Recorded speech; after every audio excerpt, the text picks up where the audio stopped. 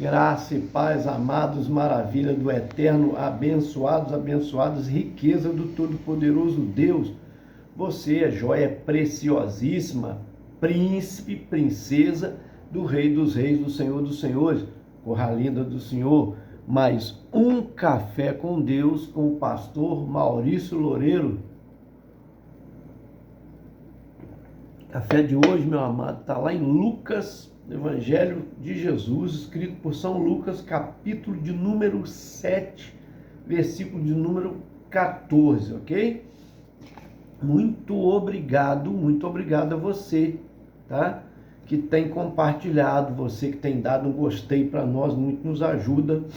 Você que também faz comentários, pedido de oração, você que se inscreveu no canal, também fortalece bastante e sabe que eu tenho um compromisso de orar por você.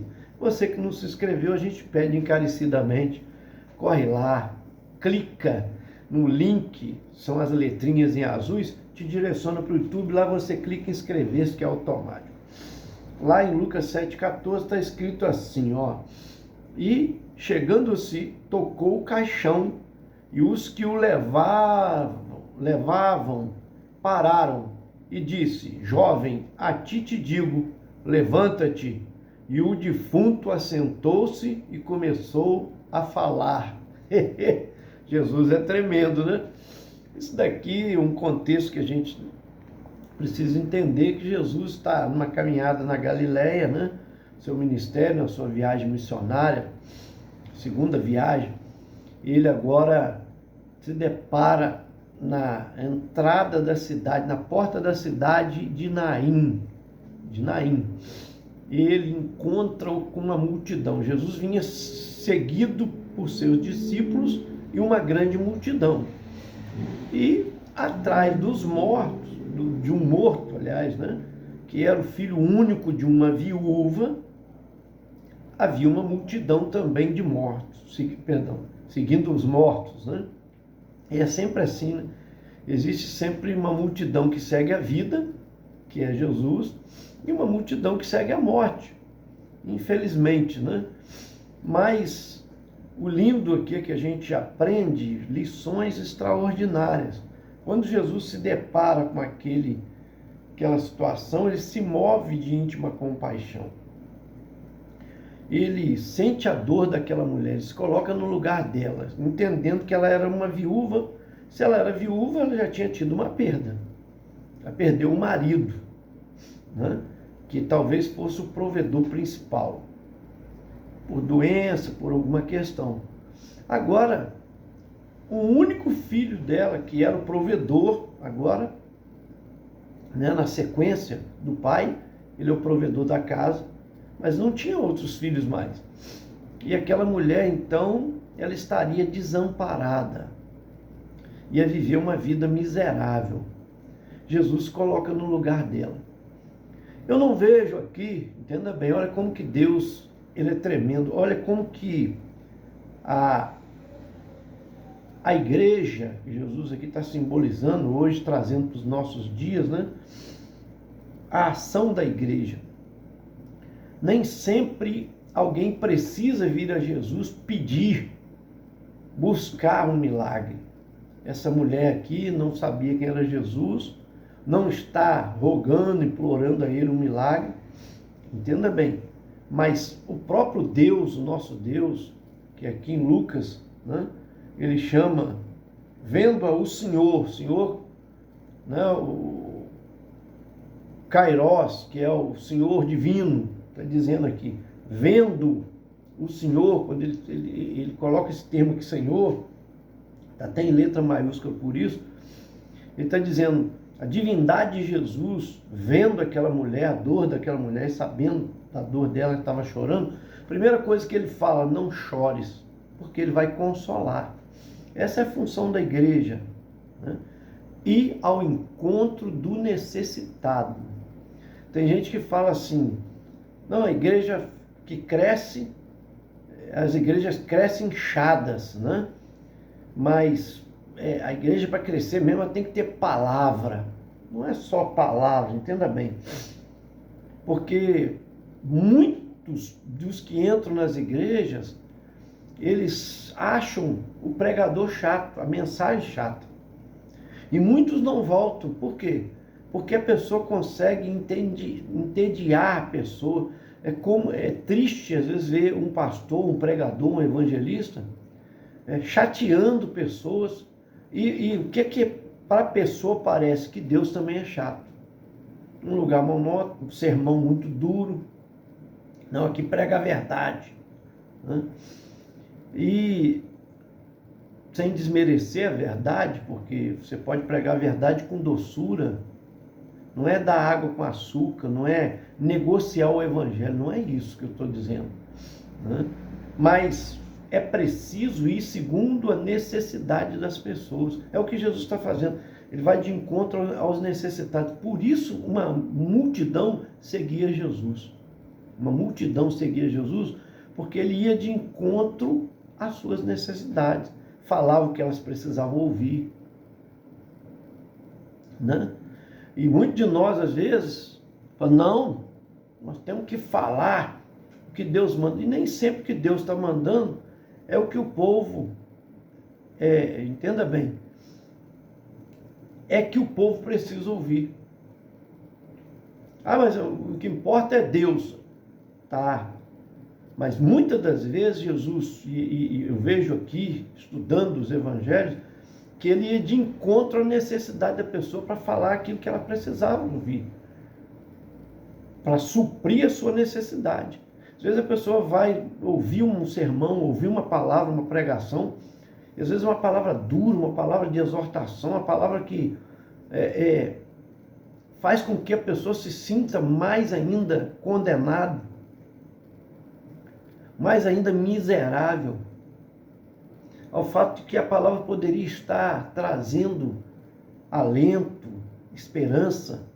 Você vê que essa mulher aqui, ela está desesperançosa, porque ela já tinha perdido o marido, agora está perdendo o seu único filho. E você já foi no enterro, por exemplo, já é triste ir ao enterro, né?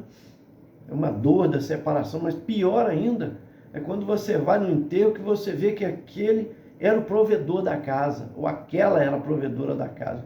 Aí você fala, como que vai ficar essa família agora? Entende? Essa situação aqui está mostrando isso. Essa mulher, quem olhava o cenário ali, que estava acompanhando, chorando, acompanhando aquele enterro, aquele funeral, era uma dor muito grande, porque não era só a perda, além da dor da separação, era o provedor da casa. Então, por isso que Jesus se move de compaixão. E ele toca o esquife. O esquife é um caixão aberto, né? Era feito de vime. Então tá ali o povo, ele ia à frente e as pessoas vinham atrás. Jesus, quando vem um encontro, né, de uma multidão seguindo um morto e uma multidão seguindo a Jesus, que é ao vivo. Há um confronto entre a vida e a morte. E quem que vence? Vida, Jesus. Porque Jesus para e toca no esquife. Presta bem atenção nisso. Aos olhos da teologia, né, você pode pegar aí, acho que Números, capítulo 5, versículo 2, fala que quem tocava no morto, ele tinha que ficar, ele se tornava imundo. Também lá em Números 19, versículo de número 16, fala que quem tocava no morto, ele tinha que ficar fora do arraial, colocado lá 7 dias, porque ele estava impuro. Para e pensa, Jesus se tornaria impuro ao tocar ali? Não tem como. Os nossos pecados, a nossa iniquidade jamais tornará o nosso Deus impuro. Pelo contrário, ao confrontar, ao encontrar com ele, é nós que somos purificados. Porque a luz sobrepõe sobre as trevas. Onde a luz chega, as trevas acabam. Existem as trevas porque a luz não está presente. Ao chegar da luz, as trevas desaparecem. Não vai ficar metade luz, metade trevas. Ela vai desaparecer. É o que Jesus está sendo ali. Ele é a luz. Ele está chegando e iluminando as trevas. Entende? E as trevas são dissipadas, ou seja, a morte agora já não vai mais existir na vida daquele jovem. Por quê? Jesus parou, toca, e naquele momento, quando ele disse para aquela mulher, não chores, ele agora vai consolar ela. De que maneira? Dando a vida de volta ao seu filho. E ele diz para esse menino, está escrito no texto que nós lemos, chegando, tocou o caixão e disse, jovem, a ti te digo, levanta-te. E o defunto assentou-se e começou a falar. Isso daqui é tremendo. Então ele manifesta a vida ali. E a Bíblia diz que todos ficaram admirados, disse, levantou-se um profeta no nosso meio. Quer dizer, há 400 anos isso não acontecia. Por quê? Porque Naim era próximo, alguns quilômetros próximo, de Sunem. Sunem era a morada, ou seja, onde a manifestação do poder de Deus agiu muito na vida do profeta Elias e na vida do profeta Eliseu. Os antepassados viram muitos milagres naquele lugar. E já há mais de 400 anos não via mais milagre. Por isso que ele diz, um profeta se levantou no meio de nós. Ele diz no versículo 16, de todos se apoderou o temor e glorificavam a Deus, dizendo, um grande profeta se levantou entre nós e Deus visitou o seu povo. Quer dizer, nós somos visitados novamente, os milagres estão acontecendo novamente. Gente, isso é tão lindo que essa manifestação aqui, a notícia correu em toda a circunvizinha e chegou até João Batista e os seus discípulos, anunciaram para João Batista. João Batista pega alguns discípulos, chegou lá para eles, ele pega e pede para ir até Jesus, para perguntar se era ele mesmo Cristo, ou se eles deviam aguardar outro.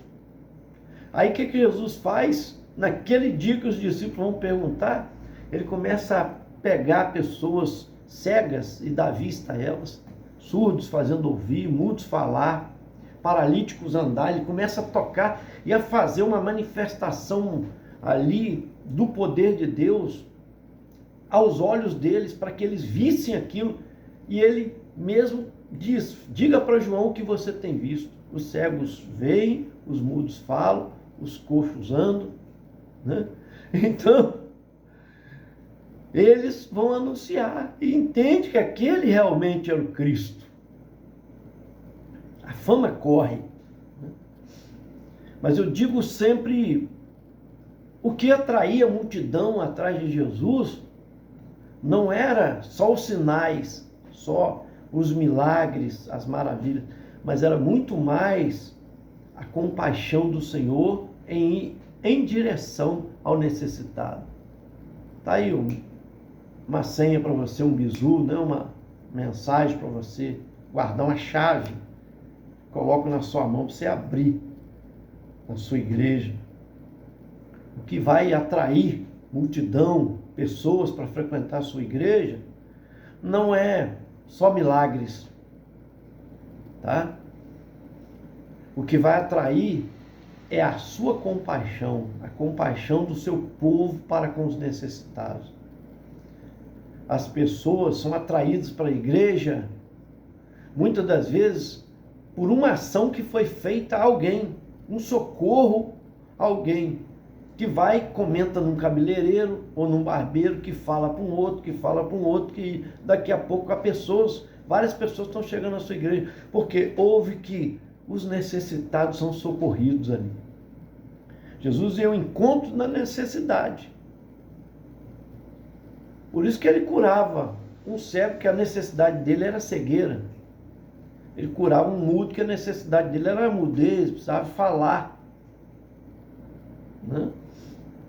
Como o cego precisava enxergar, o paralítico precisava andar, o tomado por uma lepra lepra precisava ser limpo. Então é isso, se você for socorrer os necessitados, hoje qual é a necessidade do povo? A igreja sabe, você sabe. Você que prega o evangelho sabe, você vai conseguir atrair muito mais pessoas socorrendo.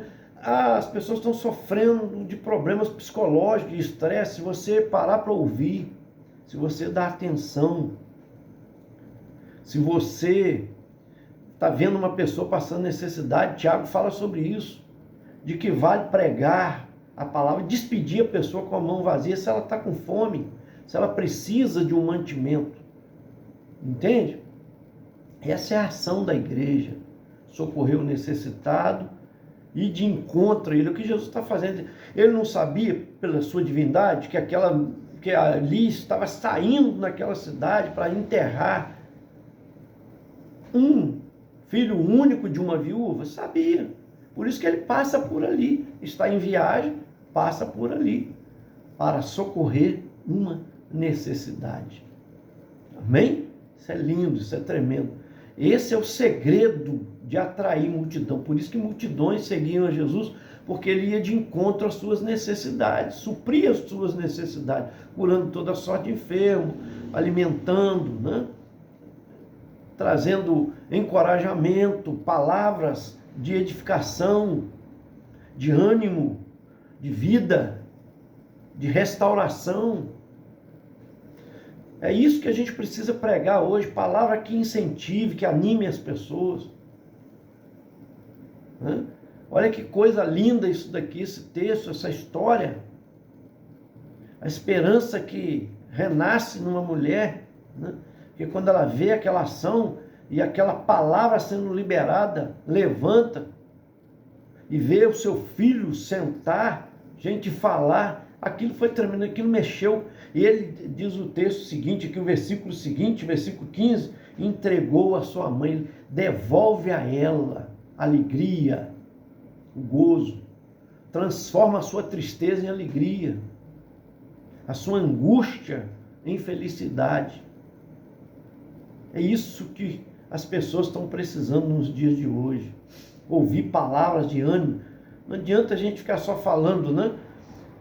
Ah, o governo está assim assado, a política está desse jeito, quer dizer, as pessoas vão jogando as pessoas para baixo. Tá, realmente tá, mas a gente precisa dizer, Deus está no controle, nada fugiu ao seu controle. Nós precisamos nos voltar para Ele. Nele está toda a profundidade, toda a riqueza, todo o saber, toda a libertação.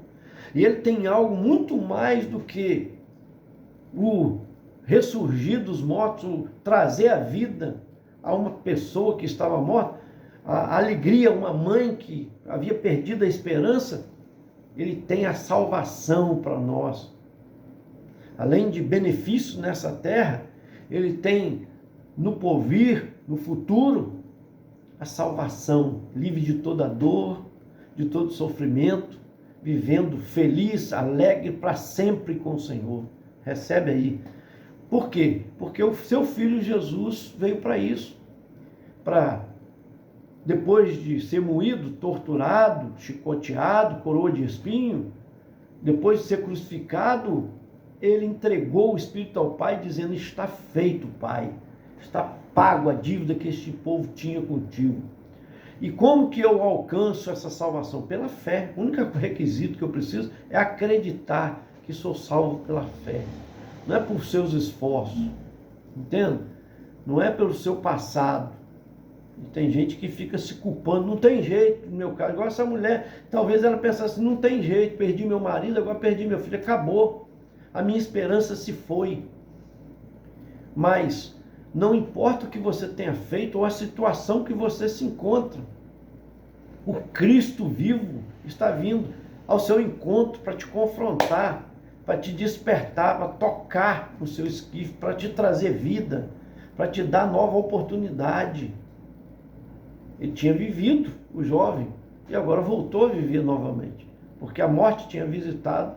O Senhor da restauração, o Senhor da maravilha, o Senhor da bênção. quer te abençoar. Eu quero orar por você. Pai Todo-Poderoso, coloco nas tuas poderosas mãos essa vida que nos segue, acompanhando o Café com Deus. Quem estiver recebendo, seja no Brasil, seja, Deus, na América, Pai amado, do Sul, América Central, América do Norte, Europa, Oceania, África, colocando nas tuas poderosas mãos. Oramos também pela Rosângela Alves, sua causa, em especial seu filho, José Gabriel Alves Tinoco. Oramos pela Renata Givizes e família. Oramos pela Lindinalva Bassani e família de Imbu, lá de São Paulo. Também oramos pela pastora Rosaura Marques e família. Alcina Lúcia, lá de Vicente Carvalho, minha prima. Oramos também pela sua causa. E Yolanda Pinho também, meu Pai. Dá renovo, fortalece, dá graça, faz um milagre. Toma Camila Vilela, Reinaldo Martins, em especial sua filha Júlia Vilela, nas tuas poderosas mãos. Eu oro também, Pai amado, pela Nelma, lá de Pernambuco, seus filhos e netos. Oro pela Eliana Guerra também, família. Oro, Pai amado, pela Ivone Rodrigues da Cruz, pela sua filha Andréia, meu Pai, que passou por cirurgia. Também oro pela Marilda Simões Nunes e família, DJ Ronaldo Pitbull e família. Doutora Ana Beatriz, também defensora pública. Envolve o Senhor na redoma do teu poder, dando graça à tua filha Neia, missionária do Carmo. Elisângela Aparecida, Luiz Soares, lá de família de Praia Grande, São Paulo. Oro também, ó Deus, pela Áurea Afonso,